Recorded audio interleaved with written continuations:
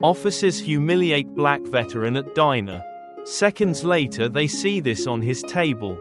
Every so often, a story comes along that shakes us to our core, a story of dignity, injustice, and redemption. This one begins in a quiet corner of a bustling diner in Ridgewood, Georgia, where the unassuming actions of a war veteran revealed not only the depths of human prejudice but also the enduring strength of character.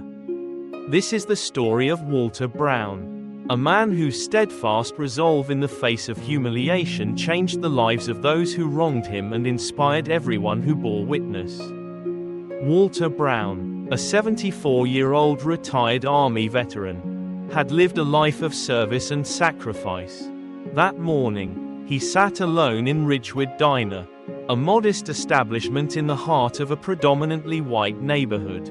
Walter, dressed in a neatly pressed but aged flannel shirt and a cap embroidered with the words Vietnam Veteran, was nursing a cup of black coffee as he waited for his granddaughter, Emily, to join him for brunch. The air inside the diner was lively, with the soft hum of conversations, clinking silverware, and the occasional burst of laughter. Walter's table was tucked near the window, away from the busier sections of the diner. He gazed out at the street, his calloused hands wrapped around the warm mug. Despite his quiet demeanor, Walter's presence was impossible to ignore. His proud posture and calm, steady gaze told the story of a man who had endured more than most could imagine. The morning seemed ordinary until the front door swung open with a forceful clatter, drawing all eyes to the entrance. In strode two local police officers, Sergeant Logan Daniels and Officer Ryan Carter, their badges gleaming under the fluorescent lights. Daniels was tall and broad-shouldered, with a commanding presence and a smug air about him. Carter, though younger and less imposing, followed closely behind, his laughter echoing at some private joke. As the officers scanned the room, their attention quickly fell on Walter. Perhaps it was his cap, or maybe it was simply his quiet solitude that drew their focus. But whatever the reason, Daniel's smirk grew wider as he leaned toward Carter and whispered something that made both men chuckle.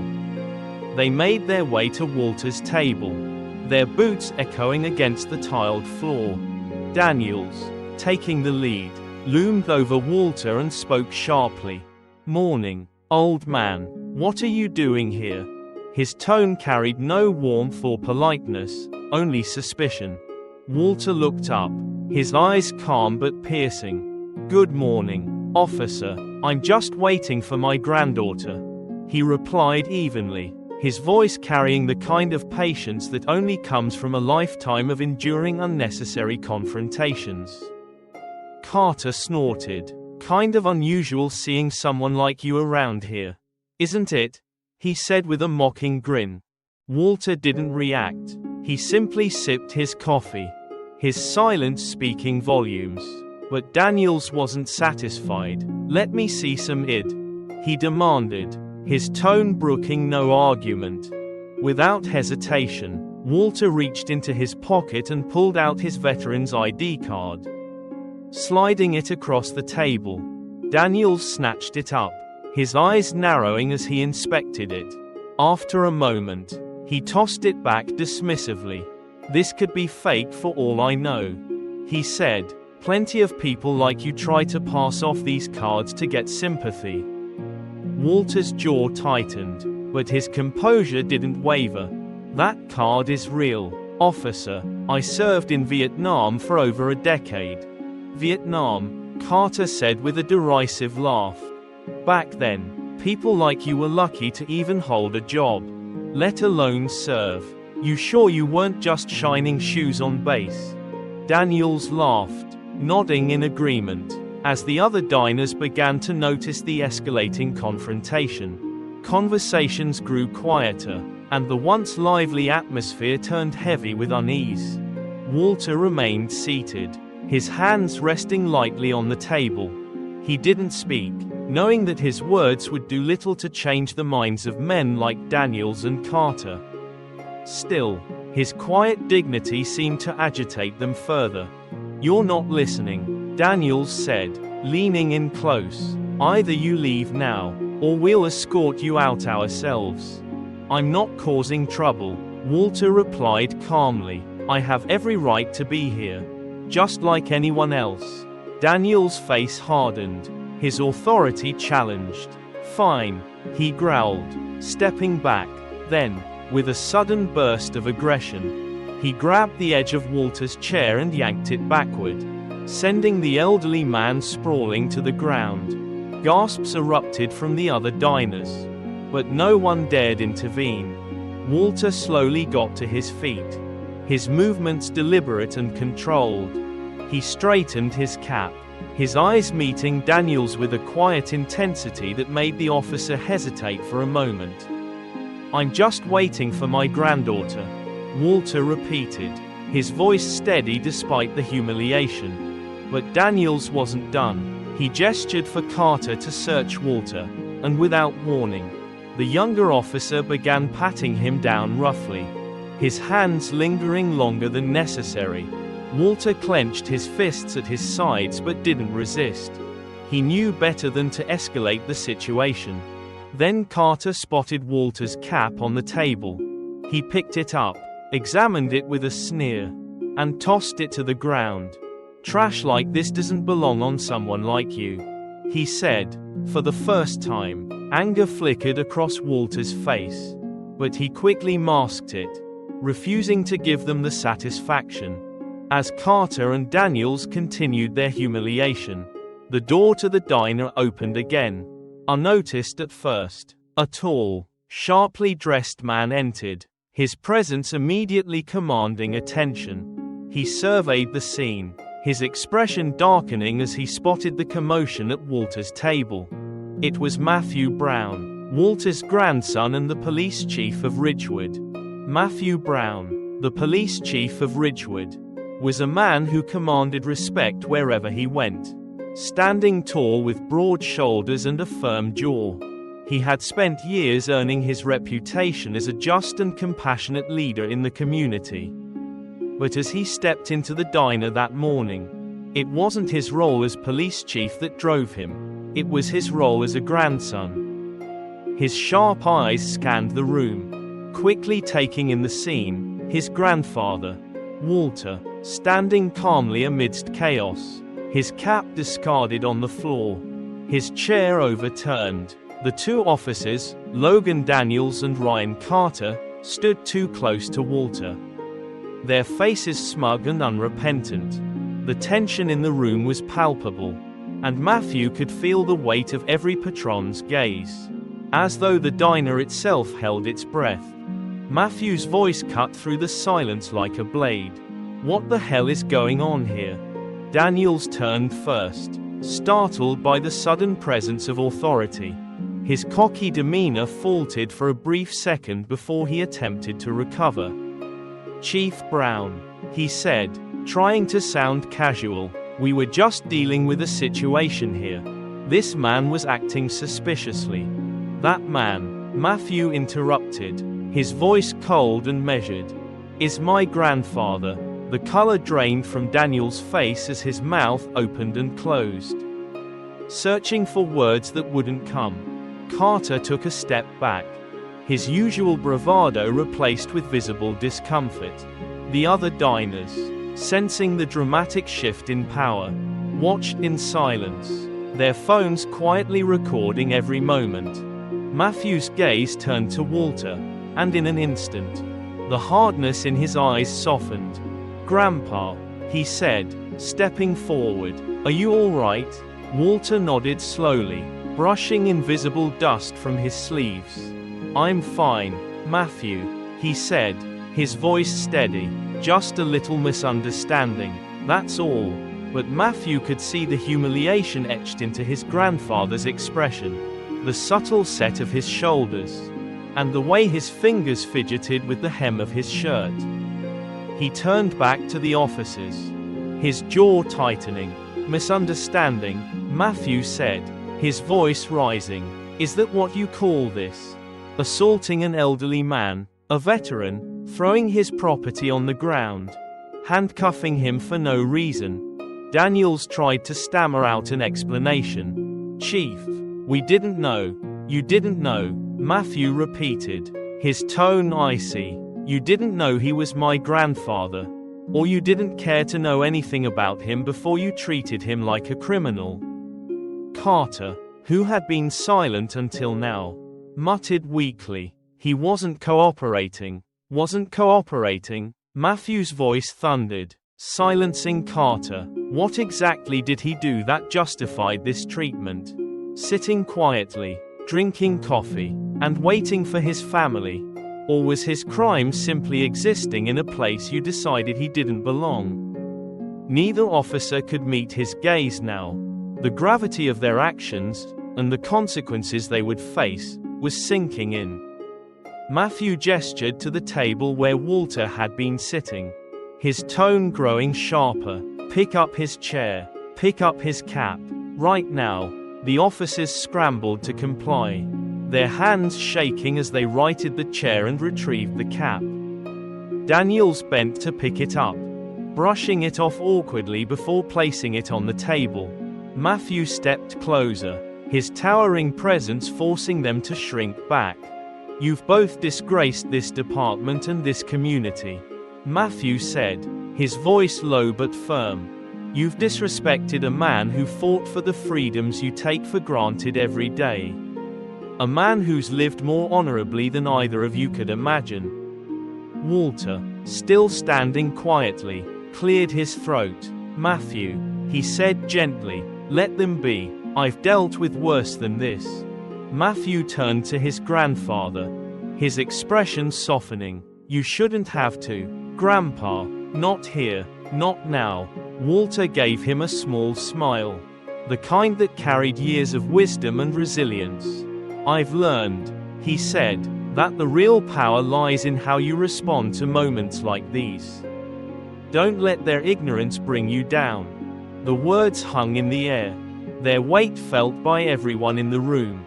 Matthew nodded slowly, his respect for his grandfather deepening. Still, he wasn't about to let the officers walk away without consequences. He turned back to Daniels and Carter, his voice hard once more. "You're both suspended, effective immediately. Report to my office first thing tomorrow morning. And pray that I don't decide to end your careers outright." The officers nodded hastily, mumbling their apologies as they shuffled toward the door. The diner patrons, who had been silent witnesses to the unfolding drama, began to murmur in approval. A few even clapped softly, their quiet support for Walter finally breaking through. Matthew walked over to Walter, gently placing a hand on his shoulder. "Let's sit down, Grandpa. Emily will be here soon." Walter nodded and eased into the chair, his cap now back in its rightful place. Matthew sat across from him, his expression still clouded with anger. "Don't let this ruin your day," Walter said, his voice steady. "You handled it well, better than most would." Matthew leaned forward, his eyes searching his grandfather's. "You shouldn't have had to endure that. Not after everything you've done for this country. For this community." Walter gave a small shrug. "The world's still got a lot of learning to do, Matthew, but as long as people like you are willing to stand up for what's right, there's hope." The two men sat together, the tension in the room slowly dissipating. Outside, the sun shone brightly, as if the morning's events hadn't just exposed the ugliest parts of humanity but also its capacity for justice and change. The incident at Ridgewood Diner sent ripples through the small Georgia town. By the time Walter and Matthew finished their coffee, the news had already spread. Videos recorded by the other diners had gone viral, capturing every humiliating detail: the taunts, the aggression, the disregard for Walter's dignity, and the powerful moment when Matthew confronted the officers. The following morning, Matthew sat at his desk in the Ridgewood Police Department, his expression stern as he reviewed the official reports submitted by Daniels and Carter. Their attempts to downplay the events of the previous day only deepened his frustration. He knew that this wasn't just about his grandfather. This was about a pattern of unchecked prejudice that could no longer be ignored. At 9 a.m. sharp, Daniels and Carter arrived, their postures tense as they entered Matthew's office. The walls seemed to close in around him as they stood before their chief, who didn't bother to invite him to sit. Matthew's voice was calm but firm. "You're here to take accountability for your actions. Nothing less will be acceptable." The officers glanced at each other nervously before Daniels spoke.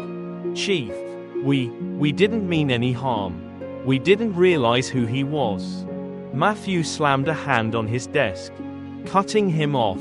"It doesn't matter who he was. Every single person who walks into this town deserves respect. Veteran or not, black or white, they are human beings, and your badge does not give you the right to treat them otherwise." Carter swallowed hard, his voice shaking as he said, "We were just doing our job." "Your job?" Matthew leaned forward, his eyes narrowing. "Your job is to protect and serve, not to humiliate and harass. You failed to uphold the values of this department, and you failed this community." For a moment, the room was silent. Then Matthew continued, his tone measured but resolute. "Effective immediately. You're both suspended without pay. You'll undergo mandatory retraining focused on racial sensitivity, de-escalation techniques, and community engagement. And make no mistake, any further incidents like this will result in your termination." Daniels opened his mouth to protest but quickly thought better of it. Both officers nodded mutely before leaving the office. Their heads hung low. That afternoon, Matthew visited Walter at his home. A cozy, modest house filled with mementos of a life well lived. Photographs of Walter with his late wife and their family lined the walls, alongside medals and certificates from his years in the army. Walter greeted Matthew with a warm smile, waving him inside. "Come on in, son. You look like you've been carrying the weight of the world on your shoulders." Matthew chuckled softly. "Maybe just the weight of the department." They sat together in the living room, the sunlight streaming through the window casting a golden glow over the room. For a moment, neither spoke, the silence comfortable but heavy with unspoken thoughts. Finally, Matthew broke the silence. "Grandpa, I've been thinking a lot about what you said yesterday, about responding to moments like this with grace." Walter leaned back in his chair, nodding. "It's not always easy, but it's what keeps us human. I've seen too many people hurt by the kind of ignorance those officers showed you." Matthew said, "And I don't just mean in Ridgewood. It's everywhere. I want to change that, not just for you, but for everyone." Walter studied his grandson for a moment, a look of pride in his eyes. "You've already started, Matthew. What you did yesterday, that wasn't just for me. It was for every person who's ever felt like they didn't belong. And don't underestimate the impact of that." Matthew nodded, his resolve strengthening. "I've got plans to implement new policies in the department. Mandatory training for all officers. Stricter accountability measures. It won't fix everything, but it's a start." Walter smiled. "It's a good start, son, and you'll have the community behind you. I'm sure of it." A week later, the Ridgewood community gathered at the town hall for an open forum. Matthew had invited residents to share their concerns and ideas for improving the relationship between the police and the community. The room was packed, with people standing in the aisles and lining the walls. Walter sat in the front row, his veteran's cap perched proudly on his head. He listened as people shared their stories, some of them heartbreaking, others inspiring. all united by a shared desire for change. When it was Matthew's turn to speak, he stepped to the podium, his voice steady and clear.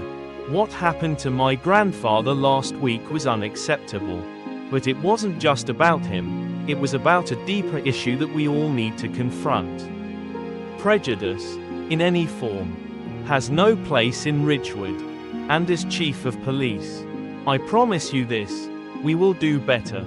The crowd erupted into applause, and Walter couldn't help but smile.